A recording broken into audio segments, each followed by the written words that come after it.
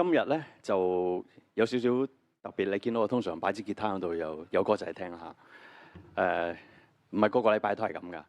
咩你都知道我哋講咗成年，講咗出埃及記，講咗成年啦。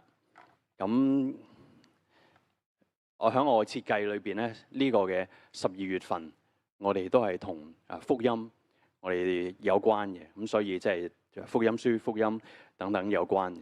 咁所以咧，今日就唔係同你哋主要去講出埃及記。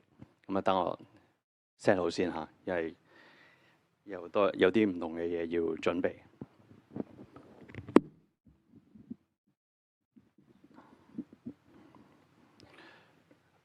我喺準備嘅時候，我第一樣即係喺12月份，我哋今日準備會完咗崇拜嘅時候，我哋就會 set 聖誕樹噶啦，即係 Matter 嘅團契就會一同嘅弟兄姊妹會去set 呢個聖誕樹咁啊。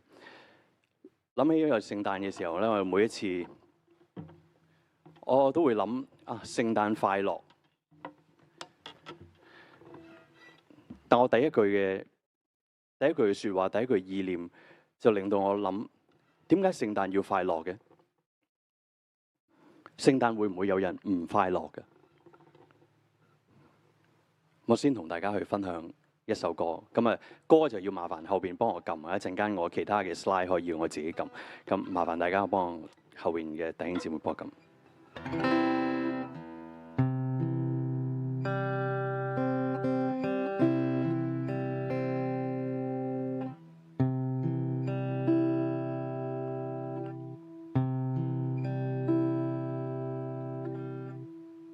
這個聖誕，北風吹過，遇上冰冷，看燈飾仍是一般璀璨。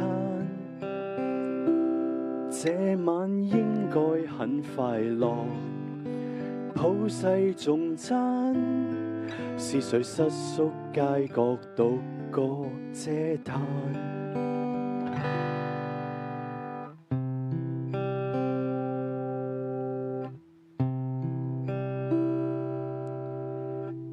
微黃街燈映出一對絕望的眼，眼眶中流露一絲空盼，盼有一餐飽暖飯，一片床單，暫能抵擋這晚極度寒冷。顫抖的身如在低一呼喊，淚兒滲透蒼白面顏，世界瘋癲的熱浪，歡唱達旦，他緊緊得半套殘破衣衫，旁人冷眼嘲笑仿似烈日兇猛，痛的心全沒一絲可盼，哪一位可送贈一寸時間，陪伴他自撐多一晚？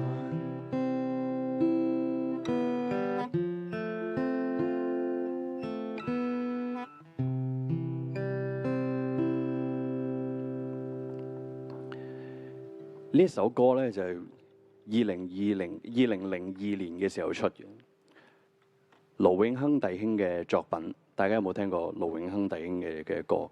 咁可能你冇聽過呢一首歌，我相信有好多人都冇聽過呢一首歌。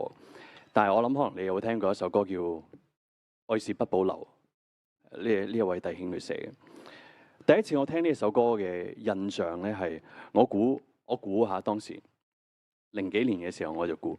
聖誕節咁啊，梗係唔係講聖誕老人啦，唔係講燈飾啦，唔係講消費啦，唔係講 party 啦。咁就好似我哋基督徒，即係其實我哋基督徒都有一啲嘅，我即係姑且咁樣講啦，有啲嘅術語啦，係嘛？我哋一講到聖誕節嘅時候咧，就會大家都會好似識得領受咗嗰一套嘅語言咁樣去講嘅啊，馬槽嘅嬰孩啊，普天同慶啊，等等等等咁樣，冇問題嘅，唔係錯嘅。但係當我今日再去預備今日嘅信息嘅時候，我再去睇呢一首嘅歌，多咗一層嘅理解。可能佢真係唔係講呢一個嘅聖誕老人，即係傳統咧肥嘟嘟嗰個孭住大袋禮物，然後有個鹿車嗰個咧，唔係講嗰個。但我哋細心去睇呢啲嘅歌詞嘅時候，你發覺佢又真係講緊聖誕老人喎。你細心諗下，你再細心睇下，係講緊一個聖誕裏邊嘅老人嘅故事。是誰瑟縮街角？是誰獨個嗟嘆？是誰忍受寒冷？到最後有一條問題：哪一位可送贈一寸時間陪伴他支撐多一晚？所以除咗嗰個紅色嗰個着到紅當當嗰個聖誕老人嘅印象之外，其實喺呢一首歌裏邊，俾我哋再多一層嘅睇見。聖誕老裏面嘅一位老人，仲有唔單止係嗰個老人，而係發現響聖誕裏邊有一個老人嘅嗰個人嘅視覺。可能你會講：喂，牧師唱首歌啫，使唔使咁多嘢諗，咁多嘢講嘅你？呢一首歌係我今日嘅引言。引導我哋去思考啲乜嘢咧？引導我哋去思考今日聖誕，究竟我哋重整聖誕，我哋過咗好多年啦，好似，但係究竟嗰個嘅意義，我哋有冇去重整過咧？就正如好似我哋每個月都領聖餐，究竟嗰個嘅意義，對於我哋嚟講係一種又舊又沉悶，做下啦嘅呢一種嘅意義，定還是我哋有冇嘗試再繼續去深究更新我哋嘅生命，表達緊啲乜嘢，相信緊啲乜嘢，傳遞緊啲乜嘢？今年我哋睇出埃及記，對於以色列嘅子民出咗埃及之後，成日都有同大家分享，佢哋出咗埃及之後唔係一帆風順，佢哋出咗埃及之後一樣要生活，生活一樣有困難，佢哋都可能會問：拯救我哋嗰個主響邊度？可能除咗佢哋成日問呢條問題之外，可能有時候我哋都會問呢一條問題：福音係啲乜嘢？今日當我哋會唔會表達福音嘅時候，或者我哋響特別聖誕嘅時候，我哋會覺得我哋要藉住呢個機會去講福音，同我哋去講福音。但我哋會唔會淨係去表達一種罐頭嘅信息？罐頭幾好啊，我中意食罐頭啊，罐頭冇錯㗎，係咪啊？都食得㗎嘛，係啊。你可以上去，你可以試下上網，或者你試下響問嗰啲 AI 咧，什麼是福音？嗱，你叫佢唔好咁長氣啊，你叫佢俾4點我，你試下，返屋企先啦，每一崇拜嘅時候做。你問下佢乜嘢係福音？俾4點我，或者你同佢講200字要講晒俾我聽，佢會同你講。神嘅創造與人嘅身份，神按佢嘅形象造人，係同人去建立關係，活出美善嘅旨意。第二，人嘅悖逆與罪嘅後果，人離棄神，罪令人與神隔絕，帶嚟死亡、混亂、審判。跟住第三，基督嘅救贖，耶穌基督藉着道成肉身無罪嘅生命，十字架嘅代死復活，為罪人完成唯一且完全嘅救恩。最後，悔改與信靠帶來新生命。人若悔改，信靠耶穌，便得着罪赦罪，與神和好，進入神嘅新生命與國度，並盼望永恆的生活。你話佢錯咩？你唔可以話佢即係有錯，好似你聽落去都 OK 啊，大概180字。但係我諗呢個就係我想講嘅，就係當我哋要去同人哋去分享嘅時候，其實佢哋可以上網就得噶啦。點解要我哋嘅？上主點解要去呼召啲以色列民？點解要去揾啲門徒？點解我哋今日仍然去聚集？我哋一同領呢個餅、呢個杯，我哋嘅生命究竟有冇更新？我哋每一次去過聖誕嘅時候，有冇多一層嘅體驗？可能我哋會諗，究竟今日我哋活着響呢個世代嘅人，經歷緊啲乜嘢嘢？年頭嘅時候，我同大家分享，唔知道大家記唔記得我第一篇同你哋去分享嗰個信息係啲乜嘢？記唔記得我年頭2025年第一篇嘅信息？所以通常我第一篇嘅信息咧，都唔係跟一個嘅系列嘅，即係譬如我哋今年全年都講出埃及記嘅時候，咁但係第一篇我專登就揀唔係嘅詩篇第2篇，唯獨你是王。邊個係王啊？係咪邊個政權？係咪邊個政黨啊？係咪邊個人啊？唔係，只有一位，只有一位係我哋嘅主，係我哋嘅王。一切都係出於佢，一切都係出於係響佢。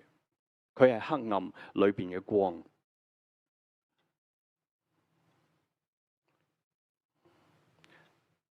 那光是真光，來到世上照亮所有嘅人。他在世界，世界是藉着他做的，世界卻不認識他。光來到世間，照亮一切，顯出呢個世界嘅邪惡、驕傲、無知。但係咪代表人一定會接受呢？你睇下響出埃及記入邊，因為成年都睇啊，咁所以我諗大家都好熟悉。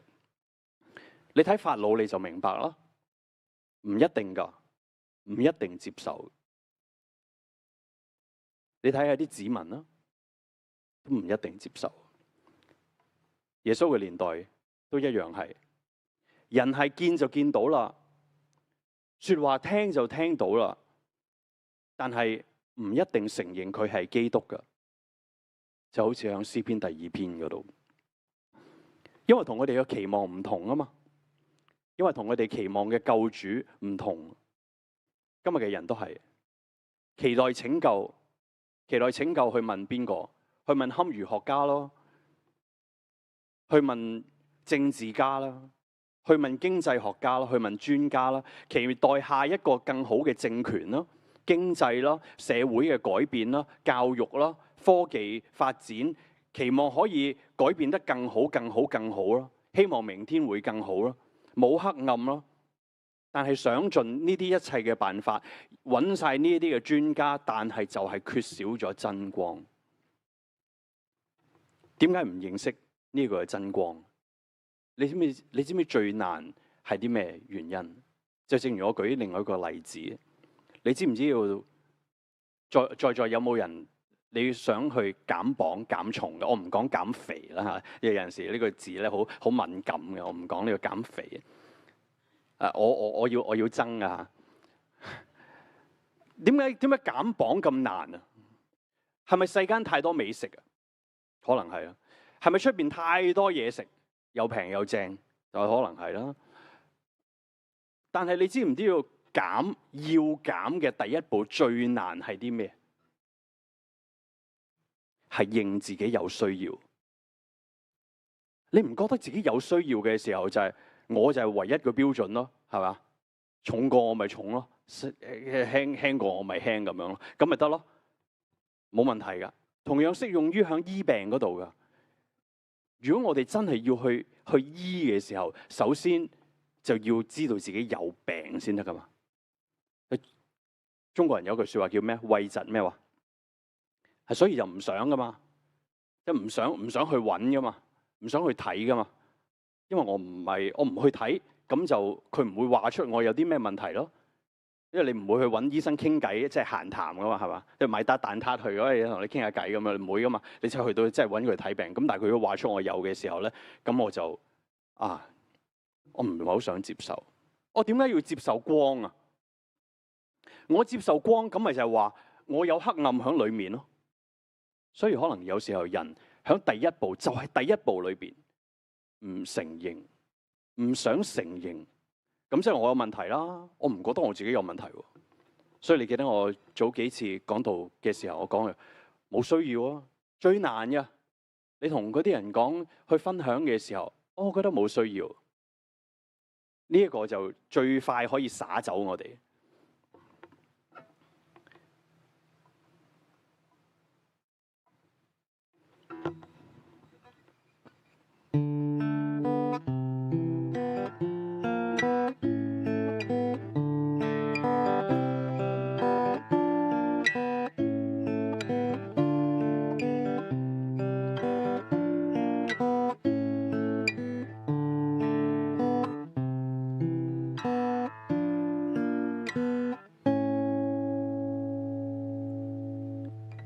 猶太誕生的小嬰孩，能令天使唱頌升天來，純潔天真的這嬰孩，還令東方博士降服敬拜，謙卑的君王，期望將世界盡抱擁入懷，捨身的君王，來用他的性命贖世界。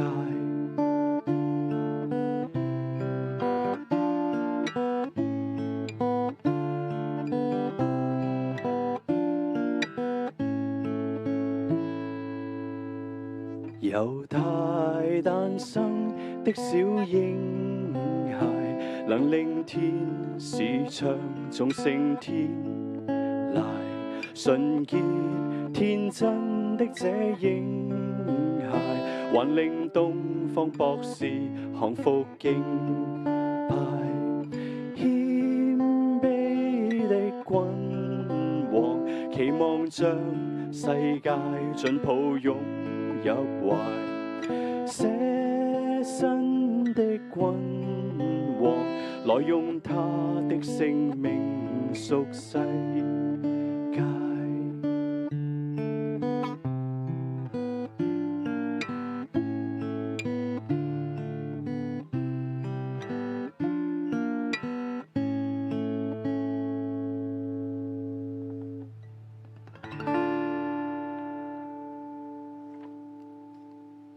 已故嘅神學家 J.I. Packer 佢咁樣講：神成為人，聖子成為猶太人，全能者以人類嘅嬰孩嘅形象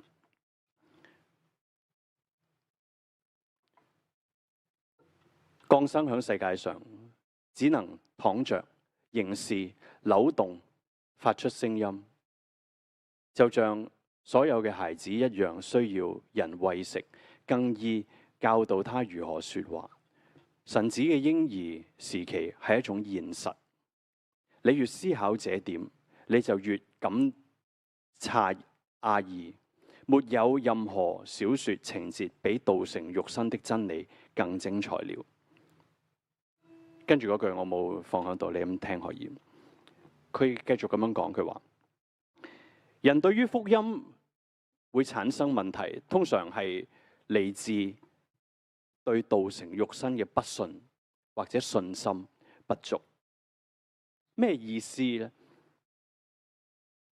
說穿了其實唔複雜。人期待喺黑暗裏邊想有出路，黑暗裏邊希望有光可以帶領到佢黑暗裏邊嘅拯救。但係人最難、最估都估唔到嘅係軟弱的嬰孩。王，一個軟弱嘅王。嗱，不過你又話又諗翻轉頭，出埃及記嘛，我哋又講下以色列人，如果可能調翻轉頭諗，佢哋覺得呢一個帶佢哋出埃及嘅摩西，可能會諗起誕生摩西嘅誕生嘅時候，記唔記得當時一開始響1章有一句咁樣講？法老怕以色列人增多，下令殺死所有嘅希伯來男嬰。耶穌嘅年代呢，可能我哋再睇翻，講福音嘅起頭，盼望嘅泉源。不過呢個源頭，佢哋呢個嘅起點嘅時候，咁當然我哋明白嗰個講緊嗰個真正嘅源頭係啲咩意思。但係你諗翻佢哋呢個起點，對於可能以色列人呢一個帶領佢哋出去嘅摩西嘅呢個佢嘅出生，或者可以我哋去諗翻耶穌嘅時候，佢嘅出生真係咁好咩？希律因為害怕呢個猶太人嘅王降生，佢下令響伯利恆殺晒嗰啲幾多歲嘅以下嘅嬰孩話，你都記得啦。如果我哋今日聽到有一個孩子佢出生嘅時候，響一啲打仗嘅地方，可能喺一啲嘅貧民窟嗰度，可能我哋會講4個字，中文邊4個字啊？生咩？生不逢時。可能摩西佢出世嘅時候，都會有人講：唉，生不逢時，一出世就走爛，跟住又帶埋班人走爛，成世人都走爛。靠呢個 BB 掂嘅咩？但係上主紀念佢嘅子民，紀念佢嘅約，佢選擇俾人哋睇到，就係用一個咁樣嘅開始。我哋所相信嘅救主耶穌基督，都係以一個孩子軟弱為起點。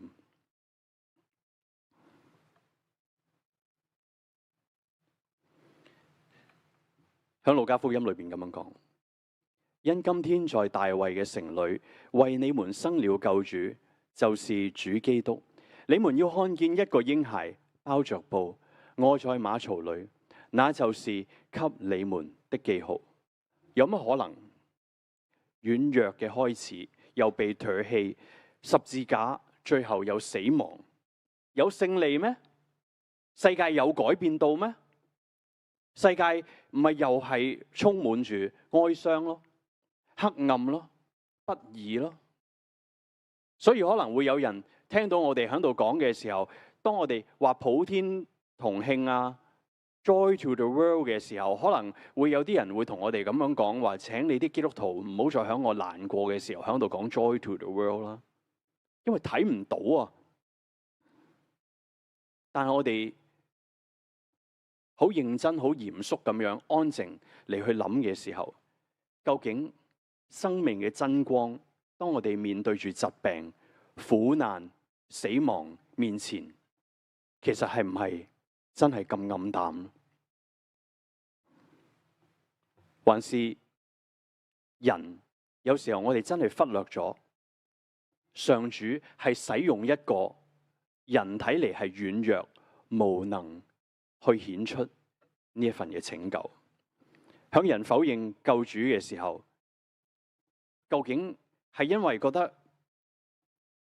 睇到救主佢都係軟弱無能，定還是其實係有另外一樣嘅反射響人嘅內心裏邊？其實我係唔想承認我自己唔掂，我自己，我覺得我自己都唔掂，跟住我就信嗰個佢都唔掂嘅，咁啊，然後成堆人都係唔掂嘅，我點解要咁樣信？所以可能係反映緊究竟人嘅內心裏邊係點樣？跟住大家聽我有一段好長嘅。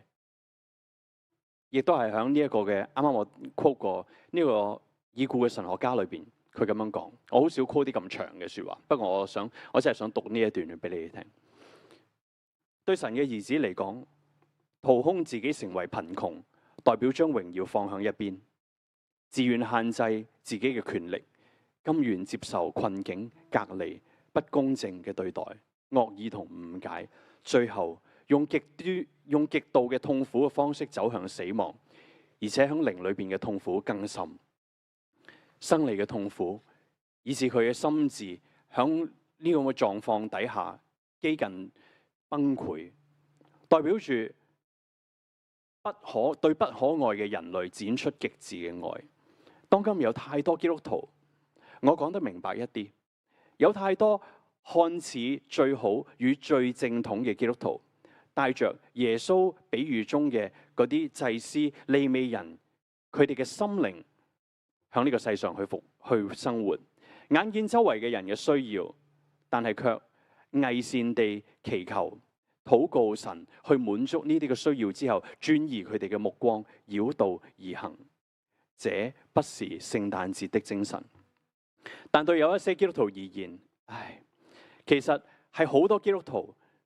佢哋生活喺所抱持嘅精神就係，佢哋只係專注建造一間很不錯嘅中產階級基督徒房子，結交很不錯中產階級基督徒朋友，以中產階級基督徒嘅方式養育孩子，而讓社區中那些邊緣化嘅基督徒與非基督徒自求多福。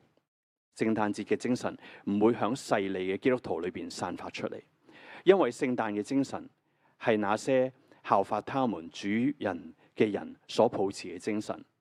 呢啲人一輩子依循讓自己貧窮、付出與服務嘅原則而生活，佢哋使其他同伴嘅人生變得更豐盛，付出時間，不怕麻煩，關心與照顧對方，對他人展示善意，不只是對他們自己友好嘅朋友，而係響任何需要嘅地方皆伸出援手。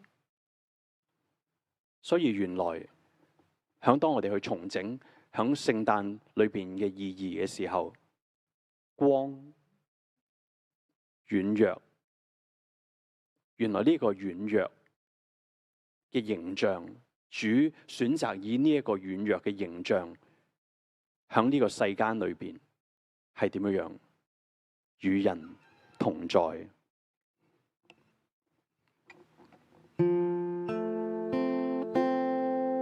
呢首歌我相信大家都有啲人應該會有啲認識，如果你識唱嘅時候咧，佢亦都可以一齊唱 Emmanuel。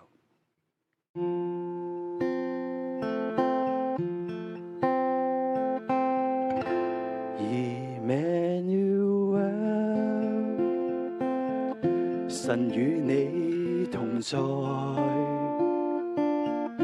Emmanuel， 常與你同在，在每一刻，上帝以千般恩惠寬恕賜下憐憫，拋開怨恨，為救萬人 Emmanuel。 第二節 Emmanuel， 神與我同在 Emmanuel，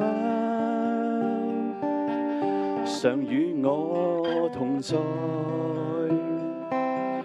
在每一天為我去擔起失意，衝破障礙迷惘，天天仰望，未怕導航 Emmanuel。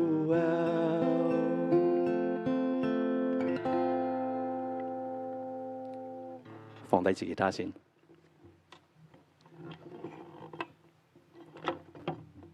響出埃及之後，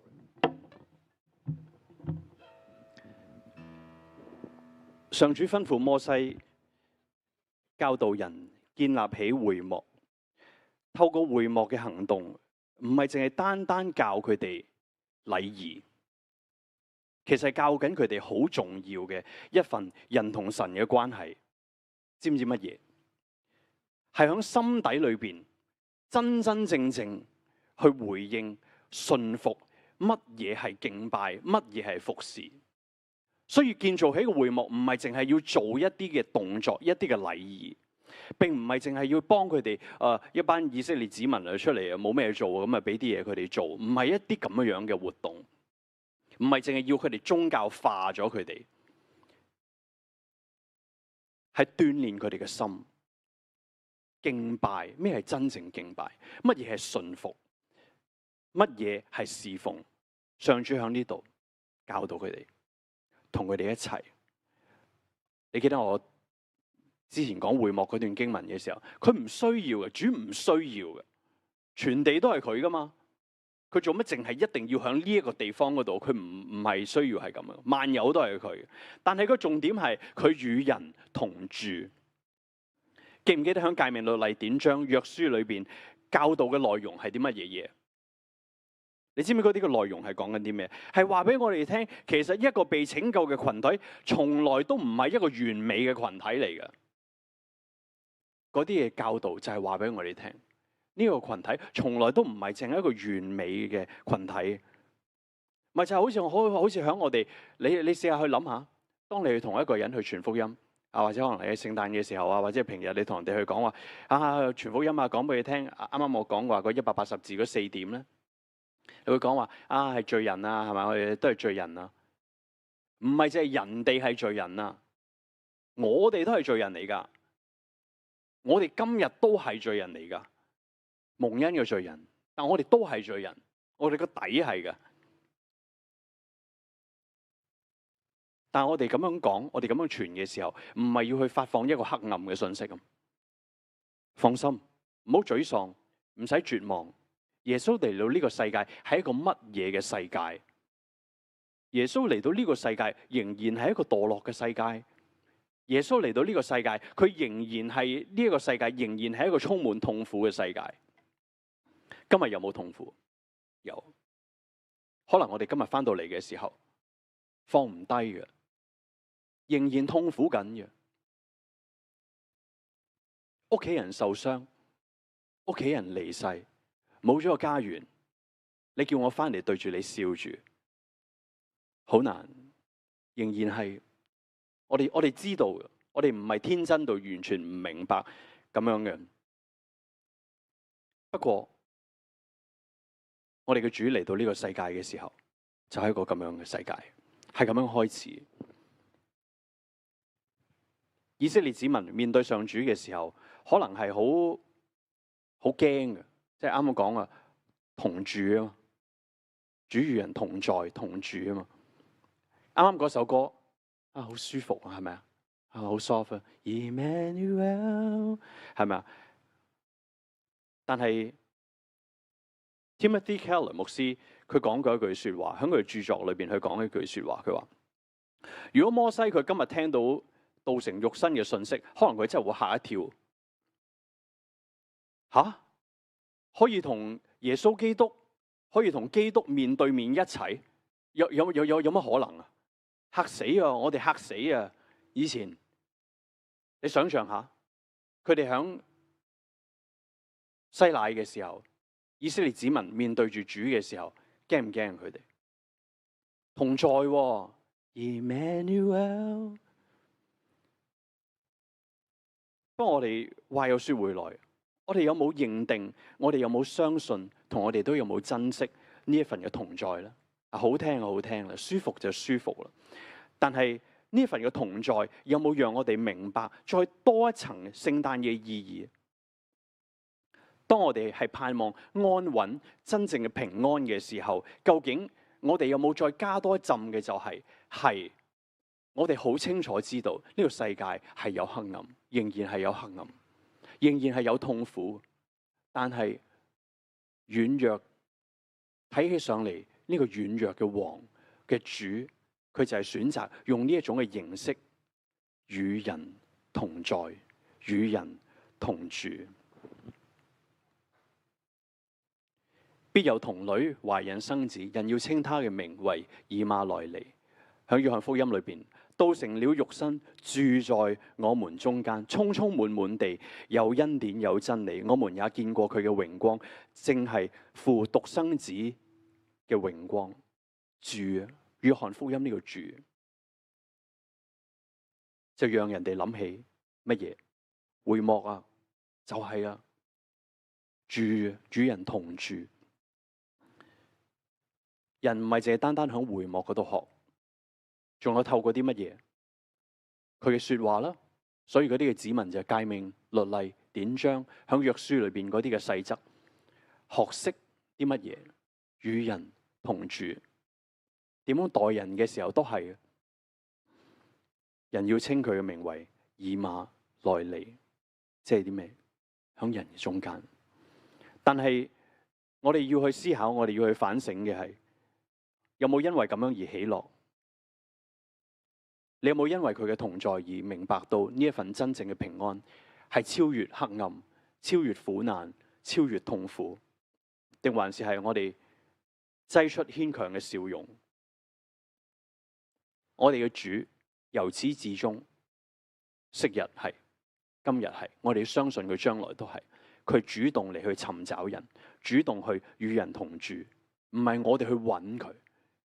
唔係淨係我哋掂，我哋勁，我哋叻啲，所以我哋揾到佢。唔係，係佢嚟揾我哋。但係我哋願唔願意與佢同在？最後呢一首俾你睇嘅啫，唔唱，聽下天使高聲唱，好豐富一首聖詩入邊，俾我哋睇到啲乜嘢？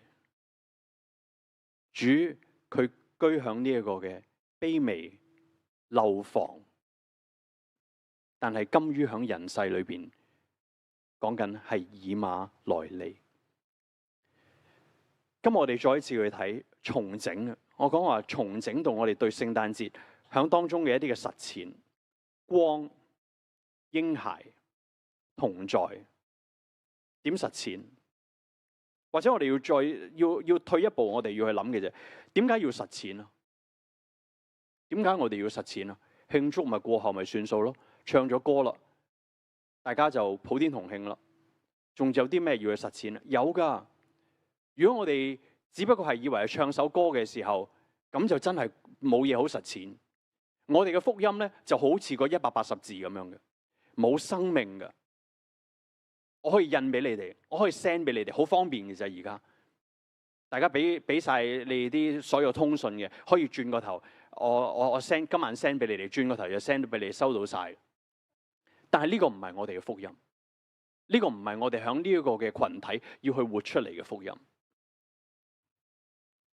我哋想傳福音啊嘛，係咪？我問大家嘅時候，我有問過大家，我哋想，咁我哋就要諗下，究竟我哋所相信啲乜嘢嘢？我哋唔係咁樣信，我可以話俾大家聽，我哋冇可能去活得到出嚟。人哋睇我哋嘅時候，不過係個180字嚟嘅，冇生命。但係當我哋係咁樣相信嘅時候，可能我哋仍然係落喺困難裏邊。我哋嘅關係有時候仲係破碎，我哋仍然係落喺痛苦，受住好多嘅嘢去威嚇、恐嚇、金錢、關係、死亡，好多好多不安、唔穩定。但係今日我哋再一次一同嘅嚟到去思考，光係咩意思？嬰孩又係點樣樣？呢一個願意與人同在嘅主，又係同你有啲咩關係？你願唔願意？弟兄姊妹，讓我哋同心嘅禱告。